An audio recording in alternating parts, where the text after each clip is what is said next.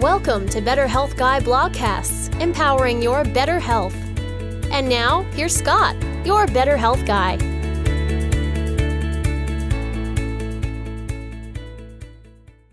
The content of this show is for informational purposes only and is not intended to diagnose, treat, or cure any illness or medical condition. Nothing in today's discussion is meant to serve as medical advice or as information to facilitate self-treatment. As always, please discuss any potential health-related decisions with your own personal medical authority. Hello, everyone, and welcome to episode number 16 of Better Health Guy Blogcast. Today's topic is functional diagnostic nutrition, and my guest is FDN founder Reed Davis. Reed Davis is a clinical nutritionist and founder of Functional Diagnostic Nutrition. Reed is known as one of the most successful and experienced clinicians in the world today, having provided functional lab assessments to over 11,000 people. He is a clinical advisor for BioHealth Laboratory and provides practitioners with guidance on the results of their patients' functional lab testing in areas such as hormones, adrenals, digestion, detoxification, mucosal barrier function, pathogens, bone density, and much more. He's certified hundreds of FDN practitioners around the world and specializes in teaching functional health coaching. I've personally taken the FDN program and highly recommend it for those that want to feel more empowered to support their own health or have a calling to work with clients. You will definitely learn a lot. And now my interview with Reed Davis. It's an honor to have you here today. Thanks for taking the time to be with us. Well, it's fantastic for me to be here. I'm pleased and happy to help any way I can, Scott. Awesome. So you have had a life before your current work in the world of health, and I'm wondering if you can just tell us a little bit about that and why you ultimately changed your focus to helping people regain wellness. Interesting question. I was in environmental law and trying to save the environment prior to this business. So I was helping the birds and the bees and the water and the trees and the just really trying to clean up the planet. I was very dedicated to that. And then I switched to people. But I think, Scott, it might have come from the fact that when I was about 19, which is 44 or 5 years ago, I came across a book in an old food co-op. It was the early version of a wellness store, Whole Foods or something. Mm-hmm. And so I bought a book called Healing Ourselves by Noboru Muramoto. So a Japanese guy was visiting San Francisco back then.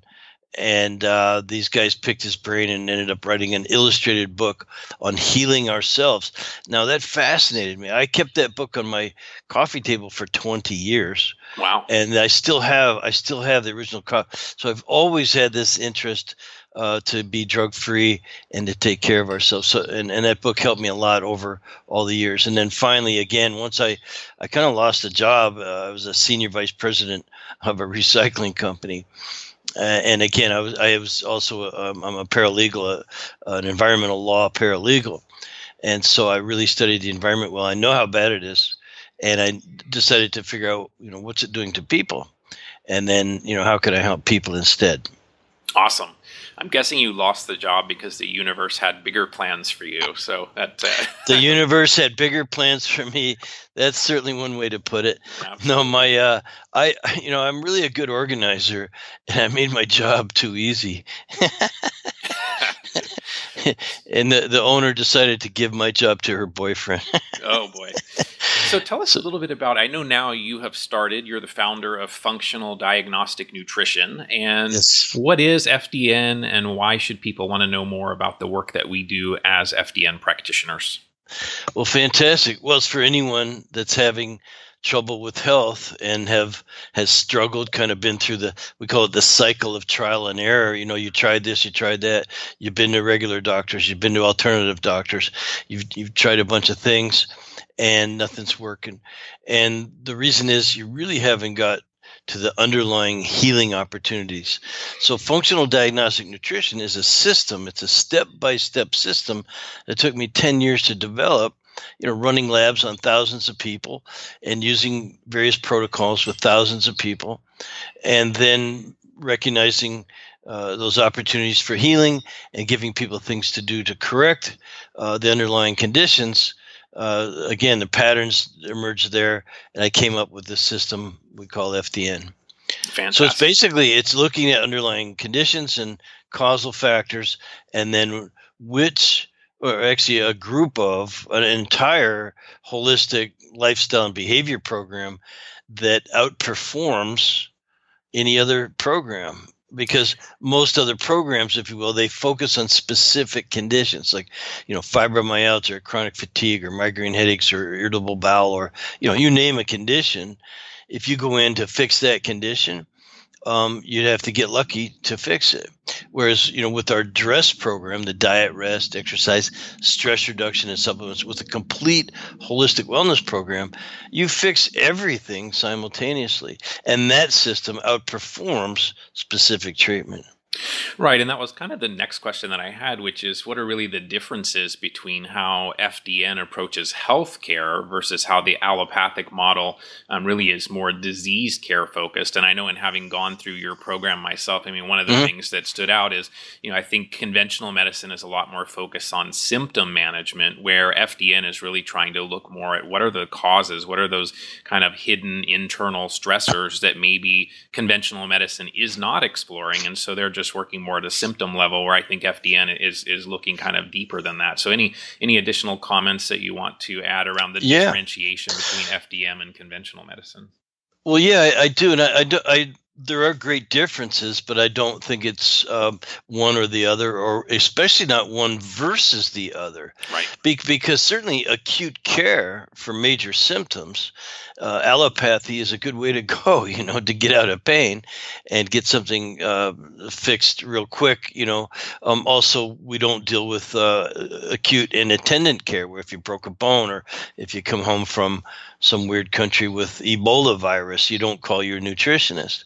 So I think, again, it's very good to distinguish one from the other, but not one versus the other. And so allopathy and symptom relief is very, very important. Doctors are great at that, but that's kind of where you might felt like you've been left hanging. If I keep taking this medicine, my symptoms are, temporarily handled, but they seem to come back if I don't take the medication. And actually, sometimes the downward spiral of the underlying condition gets worse, and the medication might not work anymore. So now you're trying new medication or more medication, or God forbid, surgery. Let's just cut the parts out. Right. That happens in allopathic medicine, and it certainly is something to be avoided, we think. So in the FDN program, you talk a lot about metabolic chaos. And so can you kind of educate our listeners as to what do we mean by metabolic chaos? And then what are some of the factors that are involved in creating chaos within the body? Sure. Well, metabolic chaos is a state that exists in the body when our metabolism and individual limitations meet up against a very underappreciated environment. It's really bad. The soup that we live in, of every kind of stress you could possibly imagine. And so it's us against the world in that sense. And the way that the body breaks down is not very easy to predict.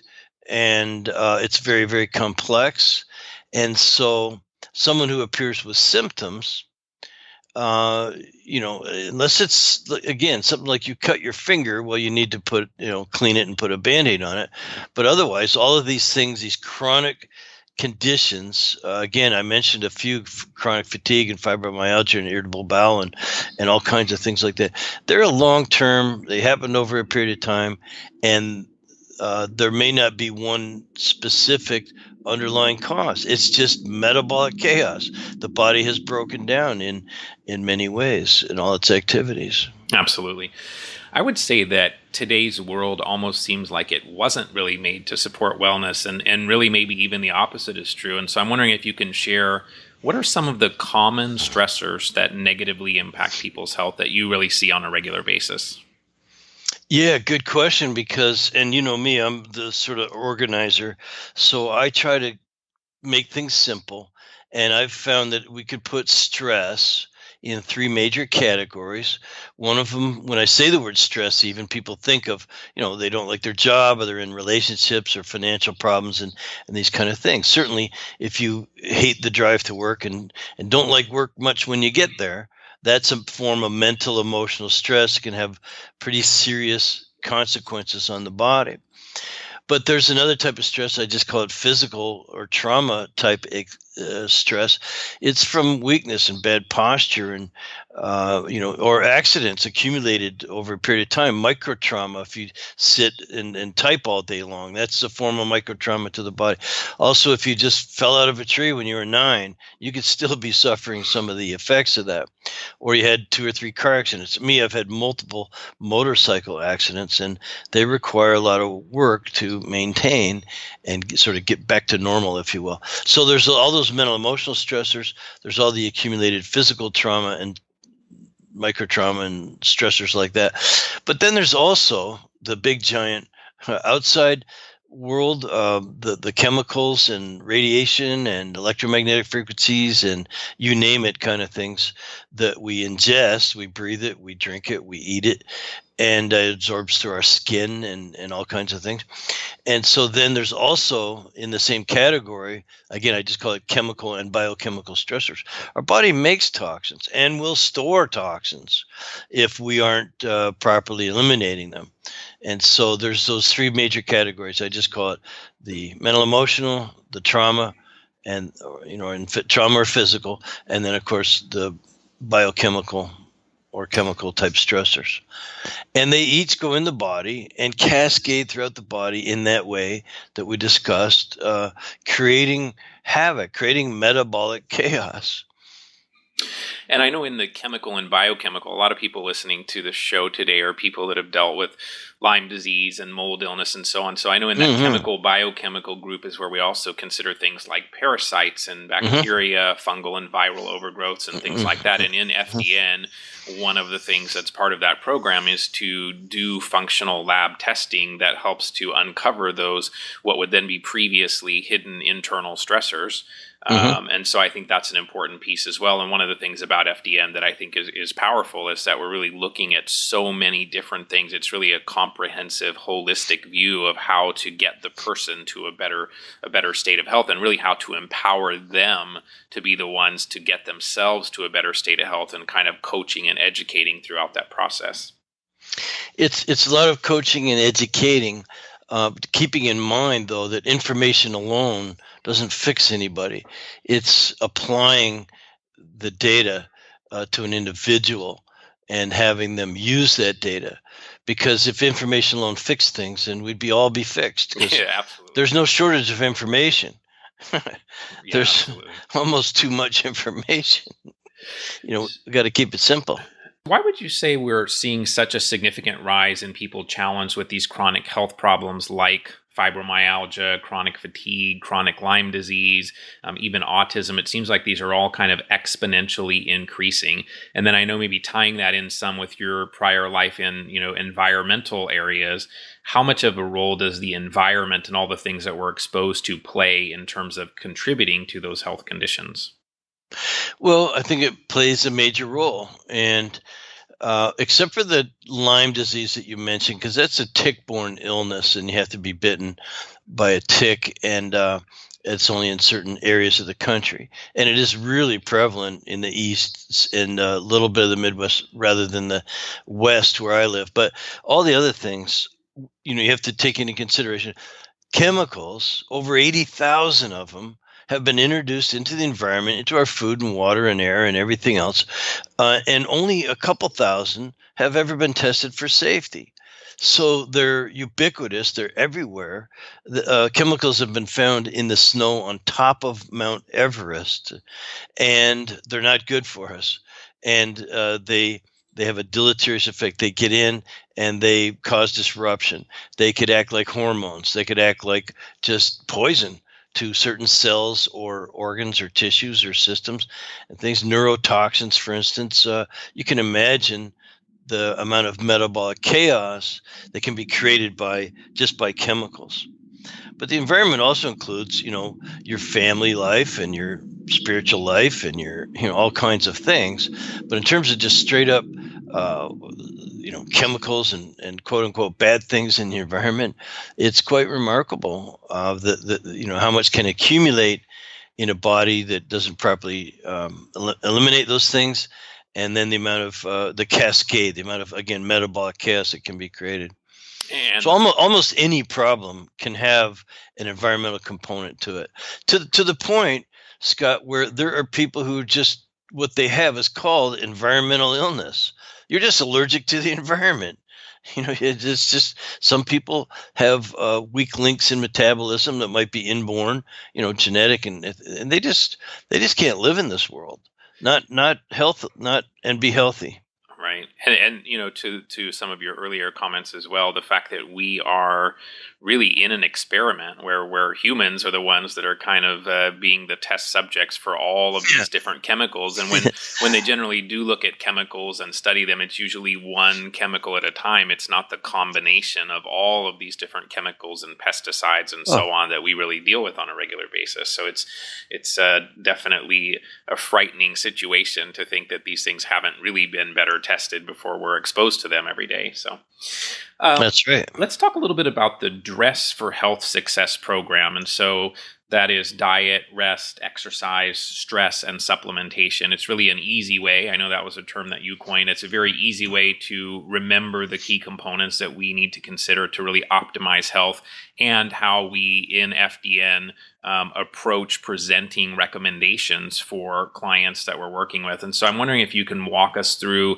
each one of these, and maybe just a tip or two in terms of things that people could do to improve in each of these areas. Well, sure. I appreciate that opportunity. And first thing I'll say is that the Dress for Health Success program came about because I'm an unlicensed practitioner, a nutritionist, and lifestyle coach, if you will, almost a personal trainer, all these things. And I worked in a clinic where I had to get people better, but I couldn't write a prescription. We all would realize, of course, that that's not going to make them better anyway. But, I had to find the tricks, the formula, what's going to make people better without just selling them a bunch of supplements or, writing them a prescription and these kind of things. And even certain modalities you might use can contribute to health, but they just don't fix everything. So after thousands of, let's say, victims or clients, just doing things, I just dialed it in to where it's diet, because what you eat there's nothing much more influential than what you eat 3, 4, 5 times a day, whatever it might be. And rest, of course, sleep. I've studied sleep extensively. You cannot be healthy if you don't sleep. Exercise is the next one, DRE, exercise. So you can't be healthy if you don't exercise. They say that sitting is the new smoking. People are just unhealthy because they don't move their bodies. So diet, rest, exercise, stress reduction is a huge one because there's so many stressors, as we just went over, and they contribute directly to metabolic chaos in the body. Now, supplements is last, and I don't own a supplement company or anything like that. I don't sell supplements, but I certainly know a few things about them. So having just given that little review, DRESS, and how it was developed, I found out those are the elements, those 5 elements are everything you need to do. If you're listening to this and you have a health problem, if you refined each one of those and tailored each one enough to your specific weaknesses or strengths and weaknesses, then you would get better. And it only makes sense. And I'm not over-promising anything. I'm saying that there's very reasonable expectations that if you ate correctly, for instance, and that means eating the right amount of protein, fat, and carbs at every meal, and the correct proteins, fats, and carbs. So we know that we call those the macronutrients. So the macronutrients have to be in certain ratios, and they have to match your what's called oxidative rate. So the rate at which you burn fuel, so to speak, needs to be matched with the right amount of protein, fat, and carbohydrates. And we can discover what that is for each person. As far as eating which ones, like, there's vitamins and minerals and phytonutrients, there's amino acids, there's essential fatty acids. So there's all these micronutrients. Those are important too. So, we would start probably with just fresh whole food, always eating things that come as fresh as you can get them, not out of bags, boxes, or cans, if you can avoid it. And organic is even better because it doesn't have any herbicides or pesticides on it, hopefully. And so you can avoid some of the chemical stressors that way. So if you ate whole fresh food all the time in the correct percentages, the right amount of protein, fat, and carbs at every meal, you should be fully energized, fully satiated, not crave anything. You should also have a sense of well-being from your food. And that's remarkable what an influence food can have. And by the way, it's an accumulative effect. So if we eat a little bit of the wrong thing every day, that adds up to not good.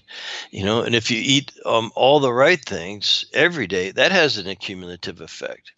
So it's quite remarkable. Now, the next one is rest, I call it, because R works better than another S. I just had to make a word up, and it made a lot of sense to me that, boy, I need rest, man. And that means usually a good night's sleep.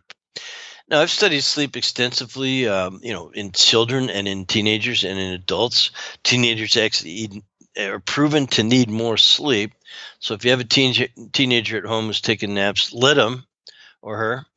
But you need to get into very deep sleep. There's REM sleep, non-REM sleep. There's different levels of non-REM sleep and things like that can just help sort of purify your brain. Actually, you when you sleep on something, you actually feel better in the morning. Don't send those nasty emails before midnight. Leave them sit on your computer and then think about it, reread it in the morning and see if you still feel the same way. Chances are you're going to be less stressed when you do things like that. You're also going to detoxify your body and get all kinds of regenerative, rebuilding and replacement of old cells with new cells and that kind of thing. So it's absolutely important, and especially for the brain. You can't have a clear brain if you don't sleep. When you get into these deep non-REM sleeps, your brain cells actually shrink. And that allows cerebral spinal fluid to flow through your brain and clean it out. The brain itself produces toxins, the glial cells. And so you get these things that might otherwise accumulate there. And, we have a lot of people whose main complaint actually is foggy thinking, can't concentrate, have no memory, and so on and so on. So it's really critical that you eat right and that you sleep well. That's evident to most people. By the way, you can't make up for lost sleep. You just lost it. That's all. And the next one, exercise. Everyone thinks it's real obvious, and it is. You have to move your body. For one thing, your lymph system, which is a huge detoxification organ. Your detoxifying organs like liver and kidneys and the bowels and the lungs and the skin includes the lymph system. And it has no circulatory system of its own. It doesn't move unless you move. So all the toxins that might be sitting in your lymph system, poisons, toxins, that's its job. It's to clean out your system, help clean out. Well, if you don't move your body, that system's just laying there. And so among many other reasons, you'd have to exercise as well as eat right and go to bed on time and get a good night's sleep.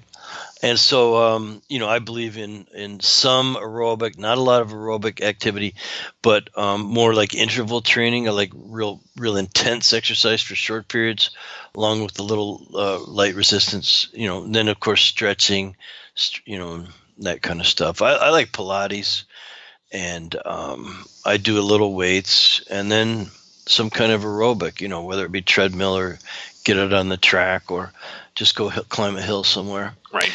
Now, supplements is last. I'm just going to skip to that for a second and say that supplements are important. For one thing, food isn't very high quality.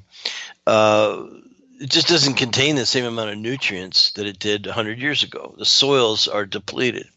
Now, organic is better, has a few more nutrients, but the main reason we eat organic is to avoid the herbicides and pesticides. So I don't think food has the same amount of nutrients in it. Therefore, I think supplementing with some extra vitamins and minerals and phytonutrients and essential fatty acids might be very, very important, especially if you're just not eating the right foods. But, so now another thing about supplements, besides the substituting for what's not in food, is stimulating certain organs. You might need to stimulate digestion or your immune system or something from time to time as you're ailing and needing to improve. And so supplements, again, I don't have my own brand or anything, but I know a few things and make a lot of recommendations to every client what to use. Now, going back to the first S, the DRESS, it's diet, rest, exercise, stress reduction. This is where a coach can be very, very helpful. Remember, we agreed, Scott, that data itself, information itself, isn't very helpful if it isn't applied correctly. Right. And so we help people sort out mental, emotional from physical, from the chemical and biochemical stressors. These would include, those things would include metals, for instance. We do hair and tissue mineral analysis. We can see what metals are residing in your body. We can also look at mineral levels as well. So we know if your calcium and potassium, magnesium, and things are out of balance. And of course, we test for food sensitivities. That's just huge, and everybody has some. I've yet to test a person. Matter of fact, if I run a food sensitivity test on someone and they have 0 sensitivities, I'll refund their money because everyone has some. And so the other thing, and you mentioned it, is the parasites, bacteria, fungus, virus, and these kind of things. These we ingest. A weak immune system will propagate. These bugs tend to be very opportunistic. And so if you've ever taken antibiotics and killed all your good flora, or just have a dysbiosis for any other reason, then you likely are susceptible to opportunistic organisms. And they are ubiquitous too. They're everywhere. So again, the lab, this is where the lab work I find very, very useful, is in identifying the hidden stressors. Yeah, absolutely. And, coming back to your comments about the brain cells shrinking at night as part of detoxification, I mean, there's more and more research coming out on that, the whole glymphatic system. Yeah, exactly. Is really interesting. And the fact that the brain really does shrink and that we're just learning more about this, it's really a interesting new area of research.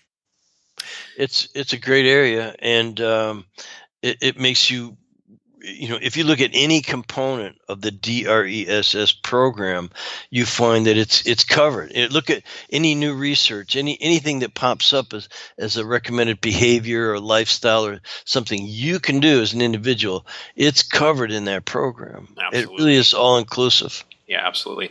Maybe you can walk us through some of the functional labs that are kind of the core of the FDN program that you put together. What are some of the key things that you think people need to look at to really create essentially their dress recommendations? Well, I like my acronyms, so I'll just say that the HIDDEN, the hidden stressors and dysfunctions and areas where things might go wrong, they're actually quite easy to test with just a handful of labs: the saliva, urine, blood, and stool. And you could look at again, HIDDN stands for hormones, the immune system, digestion, detoxification, energy production, and the nervous system.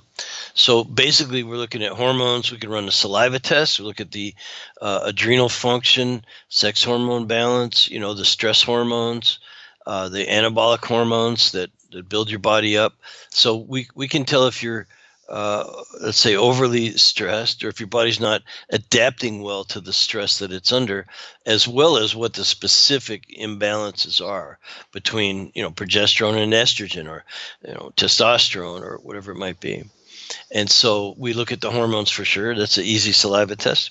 And by the way, there's the new cortisol awakening response. We can actually help people distinguish from a saliva test if they take life too seriously. It's quite sounds like a stretch, but if we get 3 cortisol samples in the morning, about a half hour apart after you wake up, it's quite remarkable what you see there in terms of someone's perceived stress. And so I'll teach you more about that later. But hormones are very important. So a saliva test is very easy. Now, we also run a urine test on everybody, and that looks at oxidative stress.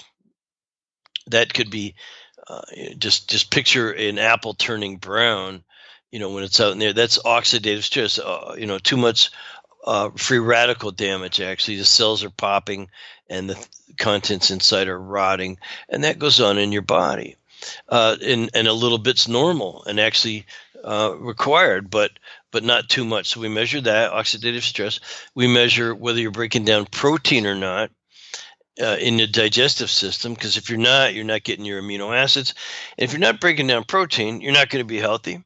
So we need to check that. And we also, from the same urine test, get the liver function and bile circulation. So if your liver isn't producing the right amount of bile, and if that bile is not circulating properly through the whole enterohepatic system, we would know about it. So you could have a congested liver. Your body's not detoxifying. Well, that spills over into a lot of areas and causes a lot of health problems. So far, all that is just 2 tests: one saliva test, one urine test. We do another urine test. We look at for leaky gut, hyperpermeability and problems with, the body not being able to distinguish between what is, food and good and what might actually be harmful. So that's a real important test. We also look at the bacteria and fungal and parasitic infestations and overgrowth through a stool test. It's not as much fun to collect at home, but it is a home test. So we've got two urinary and a saliva test so far, plus a stool test. That's pretty easy for just about anybody. I mean, if you're a parent and you want to get your kids checked, you can collect the sample. If you're a teenager or adult or an elderly adult, those things are pretty simple. Now we also look at food sensitivities in every person, and that using our methods does require a blood draw. But there's plenty of places to get that done. There's mobile blood draw units, and so we have not had many problems in the United States getting that test done. And having gone through the FDN program, the thing that I like is, as you mentioned, with these few fairly straightforward and simple tests, the information that you can glean from them is really, really significant. And I think it's very foundational information that a lot of times even people that are working with doctors that work on fibromyalgia or chronic fatigue or chronic Lyme, sometimes they're so focused on, antimicrobial therapies and other things that they haven't necessarily always stepped back to look at these other things like the hypothalamic pituitary axis dysregulation and those types of things. And it's so key and important. And I would say one of the key things that I took away from the course, really, I mean, it's an obvious one, but I think now that I saw the pathways of hypothalamic pituitary axis dysfunction and dysregulation, I had doctors for years when I was dealing with my own Lyme and mold illness that said that, you really need to find ways to reduce stress in your life. And yet I always kind of walked away brushing that off and not really thinking of it as a real recommendation. I almost put it more in the realm of, that's just someone saying it's all in my head kind of thing. But then when you go through the FDN program and you really see, that stress is absolutely at the center of so many of the problems that we face today from a health perspective, wondering if maybe you can just walk us through a little bit how stress impacts our overall health and how our need to constantly attempt to produce cortisol in response to that stress can really break us down essentially. Well, it happens in so many ways. Stress by itself will raise your blood pressure. That's not good. It'll also raise your blood sugar, and that's never good. And so there's very simple things you could say about stress. But when you refer to the HPA axis, the way that hormones work, they are an area we can measure. It's repeatable. You can really get to know a person well if you run a saliva test for all their hormones. And so what stress typically does, initially at least, is raise your cortisol. Well, cortisol is catabolic hormone. That means it'll break your body down. Cortisol's job is it's an anti-inflammatory and it's a painkiller, but its main job is to raise your blood sugar.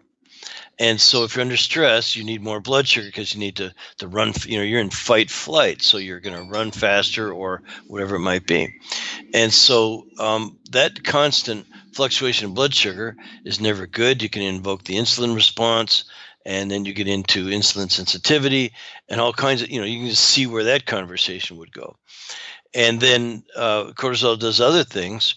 One thing, again, it's breaking your body down. That's what it's doing. The more stress you have, the more your body is going to break down from cortisol. And you might not even know it at first, because along with cortisol comes adrenaline, what they call norepinephrine and epinephrine. So these actually make you feel good when you're stressed. So, and that it's a protective thing, but at the same time, you might actually get hooked on stress initially.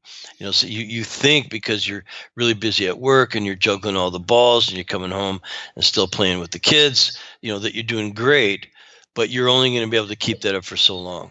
So, the other thing that stress does is it raises the stress hormone, which breaks your body down, but it lowers the anabolic steroid hormone DHEA, which is the parent of testosterone and estrogen. So and it's what we call an anabolic hormone. DHEA is dehydroepiandrosterone. So when you lower DHEA, your body doesn't have the ability to counteract the stress hormone cortisol. So you end up in a catabolic dominant state. Your body's breaking down. You don't have enough DHEA to build it back up, basically. Now, all that's going on just between the brain and your adrenal glands. So it's quite interesting. That's just one of the axes, is the hypothalamus pituitary adrenal axis. If that's off, well, then so is the hypothalamus pituitary gonadal, hypothalamus pituitary thyroid, and all these other things can be off just from stress. And that's just one little physiological aspect of it. Absolutely. How many people would you say do an adrenal stress test and have completely normal results in this day and age? I mean, do you even see that, or is everyone in some phase of dysregulation? Well, the people who come to us are usually in some stage of dysregulation because they're suffering. So people who aren't suffering don't come to us. So Right. So almost everyone we test has some level of dysregulation. And we even have people who are asymptomatic. In other words, they're not really feeling anything, who've tested, and they've got the beginning signs. So things we can still tune up people who say I feel great, because again, some of these processes, the symptoms are pretty far down the road so there's dysfunction first, then the symptom. That's pretty hard to teach people, but you know what I mean. Right. And so, a high percentage. So it's because those people that are still feeling good, or they still have the ability to adapt, that they're still in an adaptation phase. But if they don't get a handle on it, then eventually they become more impacted by that stress, and they get to a point where the body can't continue to adapt to that level of stress in their life, right? Exactly. Yeah. My assessment after all these years is that they're still living kind of on the high adrenaline, basically. Again, Right. we don't call it that here anymore. We call it norepinephrine, but it's adrenaline, and that makes you feel pretty good. And there can be other, just chemicals from the brain that can contribute to feeling well too when you're under stress. And so, we don't trust symptoms. Right, absolutely. We don't trust your symptoms are they're not what's wrong with you, and we actually don't trust no symptoms either. So let's focus a little bit. We've talked about stress and how critical that is. Let's focus a little bit on gut, because I think that's the other piece that is really so central to improving and optimizing health. And I don't think that most people consider that, the majority of the immune system comes from the gut. And then even the majority of our melatonin is produced in the gut. And certainly that impacts our sleep cycle, which impacts, as we talked about, pretty much everything else that happens. So from my perspective, stress stress and gut are really two of the more critical issues that we need to address. Any thoughts about the impact of gut on overall health? Well, yeah, a lot of research shows that the same high stress that's affecting your cortisol and raising that also suppresses digestion. And it kind of only makes sense. If you think about the fight flight response, we think, well, if you're running from a bear or fighting traffic, you're not going to be hungry. You're not really thinking about feeding yourself. So the digestive juices can go down. And then that can create its own cascade. You end up with maldigestion, malabsorption, and gut problems, if you will. As soon as the gut gets immunologically compromised, you become subject to those opportunistic organisms that we're all exposed to. For instance, you've heard people say, "Oh, candida, that's a little fungus, but everyone has a little, so don't worry about it." Well, not true. Yeah, everyone might have a little, but those that are immunocompromised need to consider it quite seriously, because if it starts to overgrow, it can cause you an awful lot of problems. And so that also tells you, or just is one little illustration of the stress cycle, and where you might get candida, for instance, or some kind of and you go, "Oh, that's my problem." Well, no, it's just the result of the problem. You have that because you got stressed out and, your immune system was compromised, and so on and so on. And there's other things, cascades, if you will, or just cycles that can cause maldigestion and gut problems. I look at digestion as beginning in the brain. The way you look and smell the food actually turns on certain juices, if you will. Then you got to put it in your mouth. Then you got to chew it up really well, and you start getting the saliva mixed in there. It's got great enzymes to break down carbohydrates, for instance. Then you got to swallow it, and then there's acid and pepsin and things that start working on the proteins, and then of course it goes into the and purifies it, by the way. Purification, a huge part of it is the HCl in your stomach. Well, now it moves into the small intestine, different environment there. This is where the fats start getting also broken down. Proteins are further broken down by bacteria. Carbohydrates, same thing. There's there's enzymes in the little microvilli, things like that. So it's really quite an environment, really quite a process that's also very, very sensitive. Remember, I'll just finish up with this, tying in digestion with the immune system. The small intestine is very sensitive. Food should come into it completely well prepared to be further broken down and absorbed. And the body has to recognize what's food and good for you and what isn't, because there's a bunch of things that make it through that we want to just sequester and eliminate if possible, or destroy, at least neutralize. And so that's really critical area. We talked a little bit about intestinal hyperpermeability, which is also known as leaky gut. And I'm interested in your thoughts around why is this such an issue in our times? Why are so many people dealing with leaky gut? And when you explore testing for leaky gut, what percentage of people would you say do have some indication that they do need to focus on improving the mucosal barrier of the GI tract? Well, I would say that the testing for it isn't perfect, and that's one of the things we run into in this world, is that labs can be equivocal, and so it takes more than a lab to tell you that you've got leaky gut. It's why I also don't run one test on people. There's people that people present, say a client or patient presents to a practitioner with a certain set of symptoms. It could even be called a traditionally reliable cluster of symptoms that points the finger at leaky gut. And so, you have a little diarrhea, a little bloating, nausea, indigestion, all kinds of things that sounds like leaky gut. They might also have, a weakened immune system a little bit.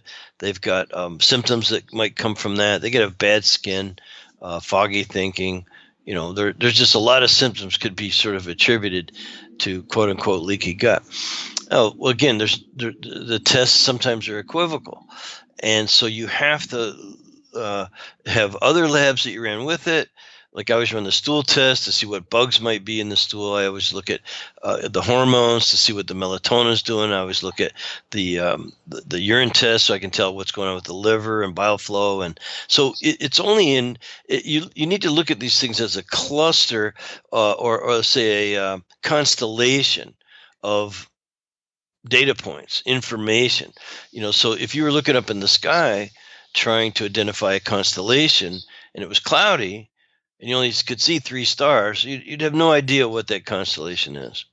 Right. And so that's kind of like picking one lab to run. I'm going to run just a leaky gut test. Well, if it's equivocal, and many of them are, you could. And by the way, leaky guts is on a gradient. It's like there's a little bit, and then there's a lot of leaky gut. There's other things involved in there, like how much villus atrophy, crypt hyperplasia, how much of the brush border is still left, things like that. And I'm sorry for using technical terms, but I know you know what I mean, and right. Hopefully other people will pursue it and get some more data on that. But there's lots going on there. So just running one test to me is a mistake. You'd have to get lucky. Oh, look, I found your leaky gut, your problem. Well, you found part of the problem, and again, it takes a bigger picture than that. To see the constellation clearly, you need more points to really identify what this person has going on, and all the healing opportunities that person needs to pursue. Well, then you need more than just a leaky gut test. So that's my contention. Perfect. You need to look at the whole constellation. Then the DRESS program could be really modified and really, really come in, zero in on all these things. So I think the answer to this next question is fairly obvious, but I want people to hear it from you, and that is, can people improve their health and recover from a chronic illness if they're eating reactive foods on a daily basis? Why is it really important for people to explore those reactions and then eliminate those things from their diet? Well, the main thing that comes to my mind would be inflammation and what happens to the digestive system and permeability of the gut and the cascade that can go on from there. I would say that it's very interesting how I think food sensitivities they loom large in the clinical picture. So, that means people are coming in your office and there might be from 5 to 95 years old. And I've seen this progression. I've seen 5-year-olds with a little bit of problem. There's some food sensitivities, a little bit of, fungal overgrowth, and they could be fixed up pretty quickly. Well, but if they only treat the symptoms, then by the time they're a teenager, they've got a lot worse problems. And by the time they're in their 20s, they're taking medication, and by the time they're in their 60s, they could be having parts of their bowels removed. I've seen people at 80 with their anus sewed up and no bowels and a bag on their side permanently for the rest of their life. So I've seen that whole track, if you will, many, many, many, many times over. And I don't think you get that from books or much. You really, working in a clinic for all those years is what gave me that kind of perspective. Perfect. Let's talk a little bit about blood sugar. Why do we think that blood sugar issues are so prevalent now, and what can people really do to better balance their blood sugar? It seems like so many people that I talk to have blood sugar issues, and I'm hearing it more and more than ever before. So what's kind of leading to that, and then how can we support blood sugar? Well, we have to look at the most obvious thing first, is that we eat crap. We everything's got sugar and salt in it. Anything you buy that's kind of a commercial food, that's what you're going to find.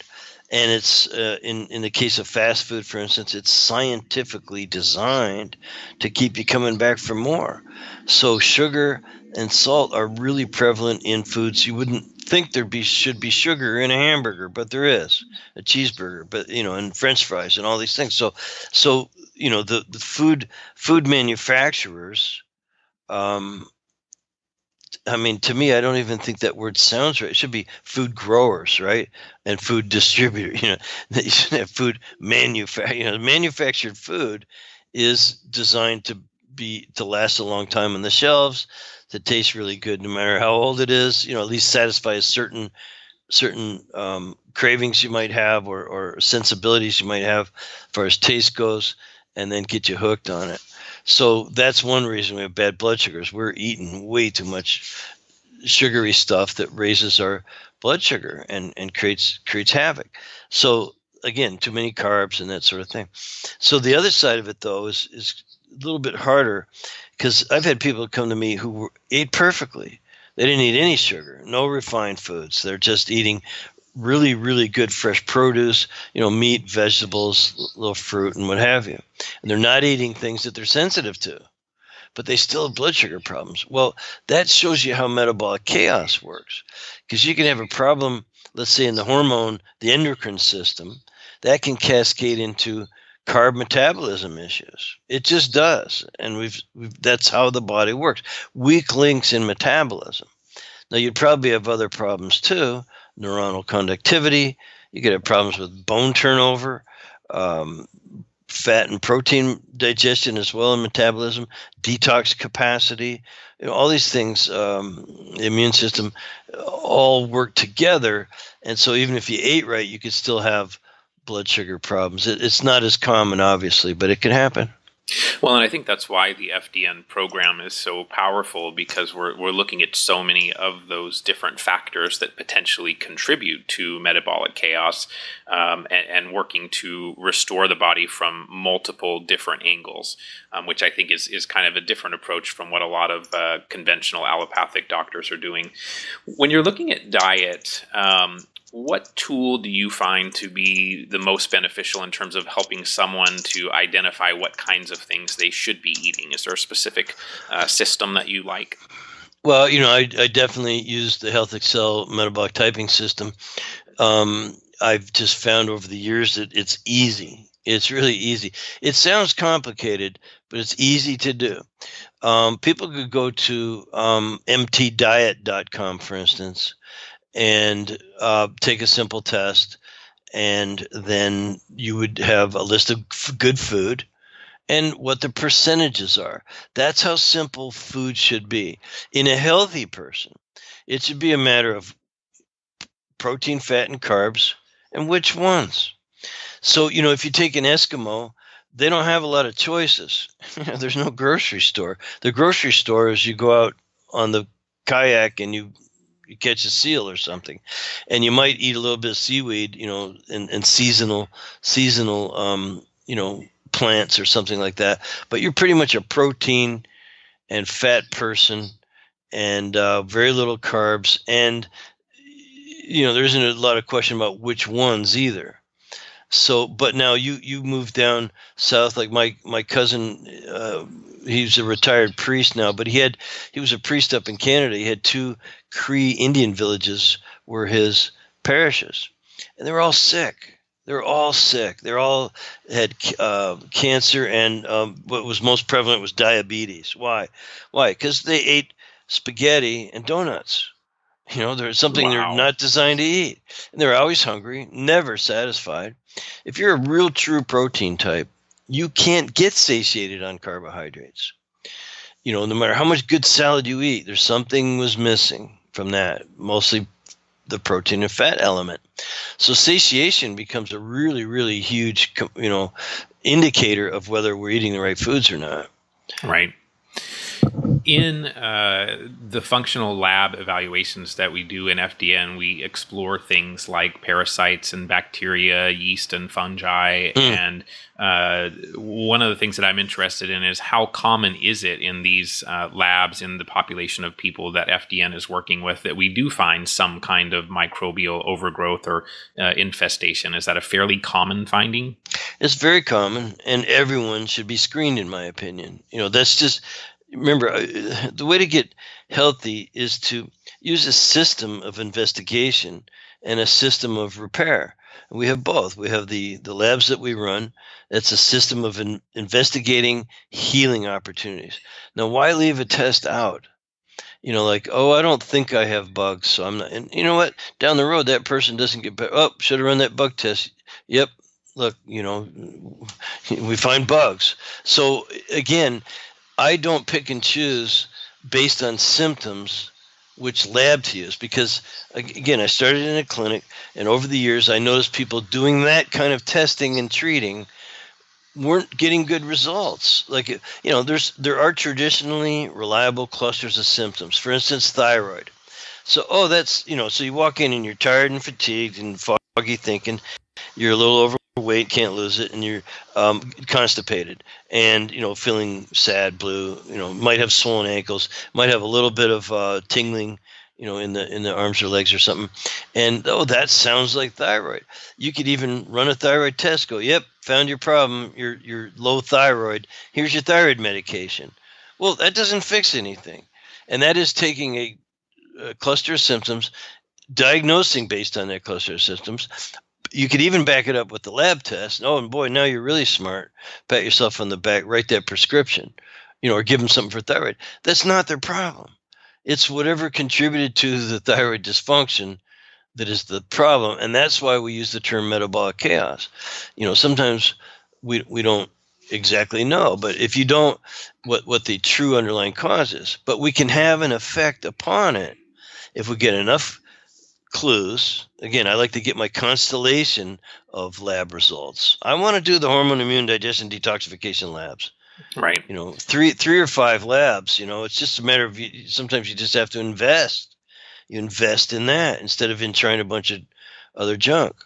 And then you can do the dress program with confidence, reasonable expectations. You're going to get better. Well, and I think that's an important message. A lot of people, when they see that they have some anomalies in their thyroid levels on a test of some sort, they immediately assume that the thyroid is the problem. And the thyroid is not always the problem. The problem could be cortisol levels or part of the HPA axis dysregulation or any of a number of other things that are really affecting the thyroid. And so if you're just supporting the thyroid, you're still potentially not looking at those underlying reasons that the thyroid is not functioning in an optimal manner. So I think that's a really key message for sure. Exactly. The thyroid, just to finish up on that, the thyroid could be that you're so stressed out, the body wants to hibernate. It just wants to slow down metabolism. It purposefully will just notch the thyroid production down a little bit to save. It thinks it's saving you, So, because you don't want a real high metabolic rate when you're under a lot of stress. So the other thing, though, thyroid hormones and the production of thyroid through that HPA or HPT axis are affected by toxins. There's toxins that will suppress the thyroid stimulating hormone, for instance. There are other things going on in the liver that will affect the conversion of T4 to T3. And there are things going on in the gut that also result in low thyroid, T3, usable T3 in your body. I can give you an hour on thyroid, that, so we won't go there. I've listened to the hour on thyroid. It was good. What are some of speaking of the environmental toxins, we've touched on those several times, what are some of the most beneficial things that you think people can do to support their detoxification processes? We talked about some of them. First of all, eating the right foods, and having your energy. Toxins start at the cellular level. Every cell produces toxins, so you have to have good cellular respiration, if you will, or cellular detoxification. So eating the right foods, the right amount of protein, fat, and carbs is a great place to start, because then your cells are fueled. They're burning the right fuel mixture. If you're eating too much carbs, they're not firing on all cylinders, so to speak. So eating the right foods. Now, resting is really critical, because when you rest, first of all, you exhale a lot of bad gases. Your body, the brain. We talked about the glymphatic system, and liver time. The Chinese say liver time is from like midnight till 2 a.m. or something. Your liver is working hard to detoxify your body. When you get up in the morning, all that's gone through the blood system, through the kidneys, and you urinate some pretty toxic stuff, So diet and rest. Now, what's next? Exercise. You want to detoxify your body? You have to move your body. The lymph system has no pulse, if you will. like the circulatory system does. It's got the blood pumping. Well, lymph system doesn't. You gotta move. And so then obviously if you want to decrease toxins, decrease exposure. Pay attention to what's going in your mouth. Pay attention to what you're breathing and drinking. Pay attention to even your personal care products and your household care products. What about outside in the garden? What people are using will kill you. You ever spray a little bit of something on a bug and watch it instantly die? Doesn't that tell you something? Well, I mean, it's not fun. I'm not saying you do it for fun, but I mean, these things happen. So we're exposed. So reduce exposure and take your supplements. There's supplements that will help cleanse your liver and kidneys and keep the gut in check and all kinds of things like that. Perfect. One of the things that in my own health history, mold illness was certainly a big factor. I know that's an area that FDN has been exploring recently, and I'm just wondering if you can share a couple of comments around, what is your perspective on the significance of environmental mold in terms of being another contributor to metabolic chaos and chronic disease? Well, huge, and it's really quite insidious because it's one of the most overlooked kind of things. So if you are in or have ever been in a water-damaged building, then it's a consideration. It's one more contributor to metabolic chaos, and it works in a deep way. I'd say it's as bad as having Lyme or some of these other sort of weird infections, or stealthy infections. It's as bad as having an STD, because it works on inflammatory pathways, and it can affect your brain, your nerves, and you name it. It can be affected. So mold is huge. Yeah, absolutely. And it's also difficult to remediate. If you find out you have a bug, parasite, you can kill that, treat that, and get rid of it, and then heal your gut. But if you mold in the house, horrible.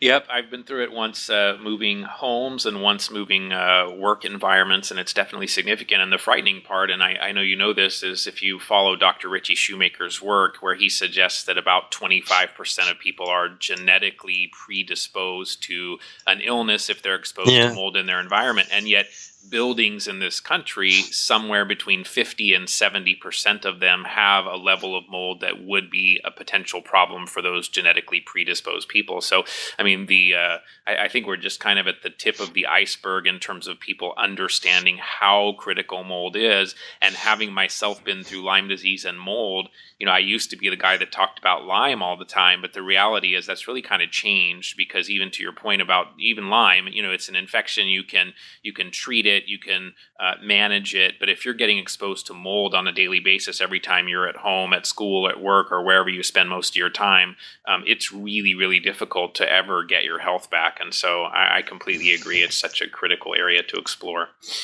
Well, you'll never be well if you have mold exposure, and that goes whether you're HLA gene type or not. It's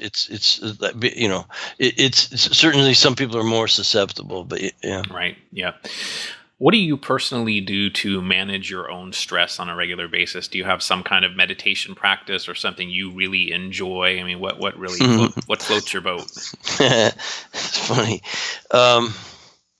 First of all, I love what I do. I really enjoy my work, so I get up every day and I'm pretty happy, I mean, I'm just that type of person that I wake up happy, and I think I could be happier sometimes, but I think just positive mental attitude does an awful lot for me. But eating a good breakfast, having a good energy, and loving relationships and people. That's kind of what turns me on. I also ride motorcycles, which I know sounds stressful to some people, but to me, I collect and ride and bikes, and they're big bikes, and they're very, I'm just kind of have this hobby there, so that and prayer, I do pray. I pray just about every day, Excellent. Very, very good. So tell us where people can find you if they're interested in learning more about functional diagnostic nutrition or your work. Where can they find out more information? Yeah, I appreciate that. I'm at functionaldiagnosticnutrition.com. Functionaldiagnosticnutrition.com. I couldn't think of a longer name. Excellent.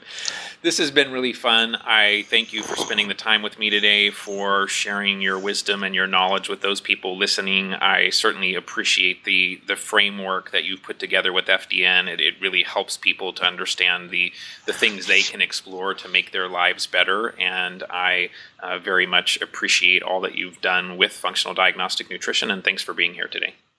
Thank you so much. I'm always here for you, Scott. Let me know anytime you need me. Thanks for listening to today's show. I hope you enjoyed it as much as I did. For more information on today's guest, visit betterhealthguy.link/FDN. That's betterhealthguy.link/FDN. I appreciate your support of the Better Health Guy blogcasts series. If you'd like to follow me, you can find me on Facebook and Twitter as Better Health Guy. The show can be found on YouTube, iTunes, Google Play, and Stitcher. If you'd like to support the show, please visit betterhealthguy.com/donate. And if you'd like to be added to my newsletter, please visit betterhealthguy.com/newsletters. I'm looking forward to many more shows ahead and appreciate your interest. Thanks for listening to this Better Health Guy blogcast with Scott, your Better Health Guy. To check out additional shows and learn more about Scott's personal journey to better health, please visit betterhealthguy.com.